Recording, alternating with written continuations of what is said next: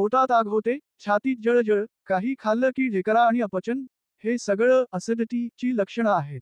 पण यावर रोज पंटोसिड घेणं म्हणजे तात्पुरता इलाज, कायमचा नाही. नमस्कार मित्रांनो, स्वागत आहे ज्ञानयुग मराठीवर, जिथे मिळतं ज्ञान जे खरंच आयुष्य बदलतं. ॲसिडिटी 5 घरगुती उपाय, डॉक्टर नको, स्वयंपाकघरात उपाय.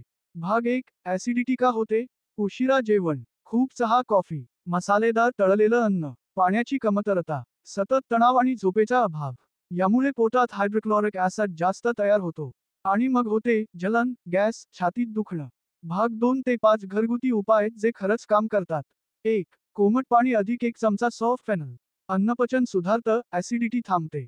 2. 1 चमचा कोरफडीचा रस, ॲलो व्हेरा ज्यूस. पोटात थंडावा, अल्सरपासूनही संरक्षण. 3. दही अधिक थोडं जिरे, कर्ड अधिक क्युमन. चांगले बॅक्टेरिया वाढतात, ॲसिड बॅलन्स. 4. संध्याकाळी दूध टाळा. रात्री दूध पचत नाही, ॲसिड वाढते.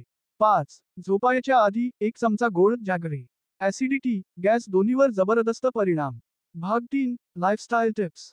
जेवणानंतर लगेच झोपू नका. रोज 15 मिनिटं चालायला जा. पाण्याचं प्रमाण वाढवा, सकाळी गरम पाणी प्या. रात्री 2 तास आधी जेवण करा. मोबाईल, टीव्ही बघत जेवण करू नका. निष्कर्ष, औषधं तात्पुरता आराम देतात, पण आयुर्वेद सांगतो की स्वयंपाकघरातच उपाय लपलेले आहेत. ॲसिडिटी हा आजार नाही, ती एक चूक सवय आहे. आणि तिच्यावर उपाय आहे तुमच्याच हातात. तुमचं ॲसिडिटीचं कोणतं लक्षण जास्त त्रासदायक वाटतं? कॉमेंट करा, माझी लक्षणं. आम्ही त्यावर खास व्हिडिओ बनवणार आहोत. ज्ञानयुग मराठीवरून व्हिडिओ आवडल्यास लाईक करा आणि सबस्क्राईब करायला विसरू नका. कारण इथे मिळतं ज्ञान जे आयुष्य बदलतं.